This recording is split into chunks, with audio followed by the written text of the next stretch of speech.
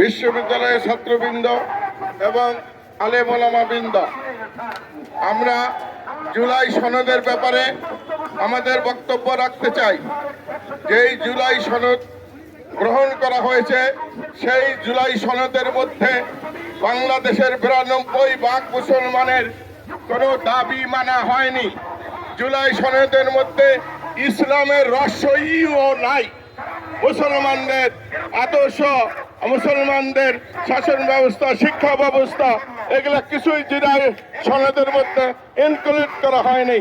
জুলাই সনদের মধ্যে কোরআন ও সুন্নাহ বিরোধী আইন হবে না, এরকম প্রতিশ্রুতি দেওয়া হয়নি।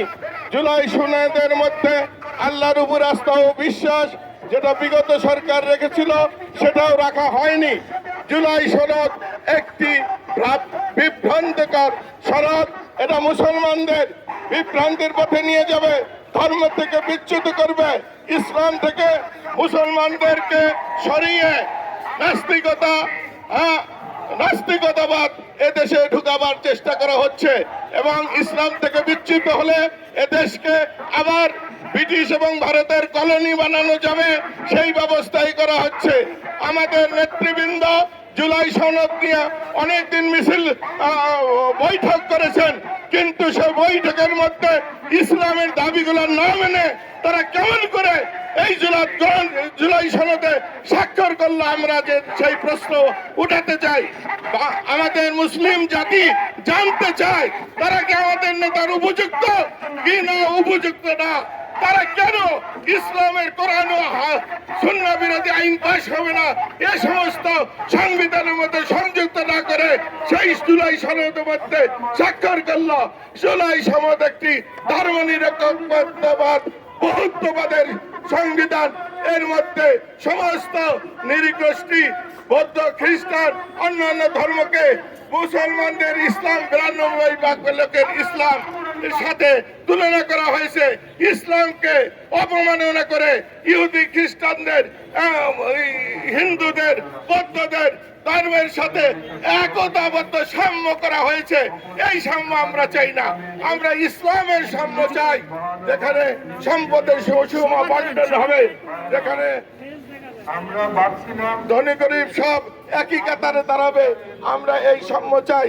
কিন্তু আমরা সংখ্যাগরিষ্ঠ লোক হইয়া গণতন্ত্রের জন্য আমরা সংখ্যাগরিষ্ঠ লোক কেন স্যাক্রিফাইস করব 1% লোকের জন্য?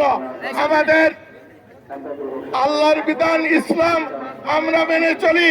এই বিধানের মধ্যে কারো প্রতি কোনো অবিচার করা হয় নাই, সকল ধর্মের অধিকার এখানে রক্ষা করা হয়েছে।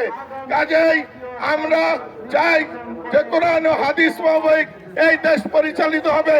এই সংবিধানের মধ্যে কোরআনের শিক্ষা থাকবে, হাদিসের শিক্ষা থাকবে, শিক্ষা ব্যবস্থার মধ্যে কোরআন ও হাদিস ঢুকাতে হবে।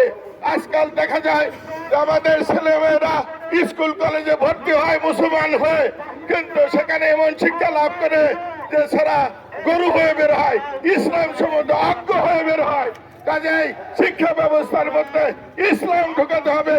মুসলমানের ছেলে, আমরা মুসলমান থাকতে চাই, আমরা নাস্তিক হতে চাই না, আমরা খ্রিস্টান হতে চাই না, আমরা বৌদ্ধ হতে চাই না।